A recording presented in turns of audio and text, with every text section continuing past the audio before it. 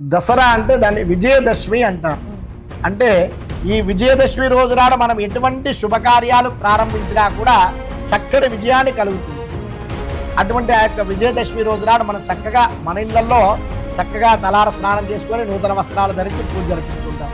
అలాగే ఇక్కడ స్వామి కూడా చక్కగా తైలాభిషేకం జరిపించి దాని తర్వాత పంచామృతాలతో స్వామికి అభిషేకం జరిపించి నూతన వస్త్రాలు ధరింపజేస్తాం స్వామికి, అమ్మవార్లకు అందరికీ కూడా. అదైన తర్వాత అర్చనలు పూజలు జరుగుతూ ఉంటాయి. సాయంకాలం సంధ్యా సమయంలో చక్కగా శమి వృక్షానికి, శమి అంటే జమ్మి వృక్షం, ఆ యొక్క జమ్మి వృక్షానికి పూజలు జరిపించి ఆ జమ్మి తీసుకొచ్చి స్వామి దగ్గర పాదాల దగ్గర పెట్టి వచ్చినటువంటి భక్తులకు అందరూ కూడా ఆశీర్వాదంగా ఇస్తాం. ఆ రోజు ఎవరైతే ఆ శమి వృక్షానికి మనం పూజ జరిపించి, ఎందుకంటే ఆనాటి కాలంలో పాండవులు అరణ్యవాసానికి వెళ్ళేటువంటి సమయంలో వారి యొక్క ఆయుధాలన్నీ కూడా ఆ జమ్మి వృక్షం మీద పెట్టారు. ఆ జమ్మి వృక్షం మీద అక్కడ పూజ జరిపించి ఆయుధాలన్నీ కూడా అక్కడ అర్జునుడు తీసుకెళ్లి పెట్టాడు.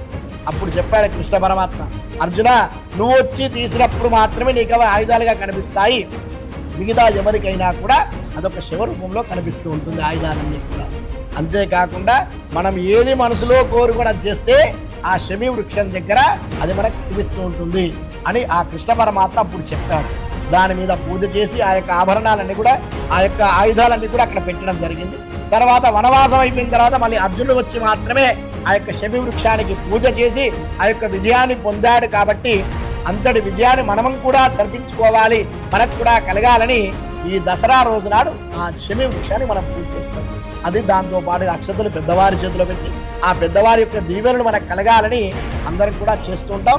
అది కూడా రేపు మన దేవాలయంలో చక్కగా జరుగుతూ ఉంటుంది. దాదాపుగా చాలామంది భక్తులు కూడా వచ్చి ఆ యొక్క స్వామి అనుగ్రహాన్ని పొంది స్వామిని అర్చించుకొని పూజలు జరిపించుకుంటూ ఉంటారమ్మా. ఇది ఇక్కడ స్వామికి జరిగేటువంటి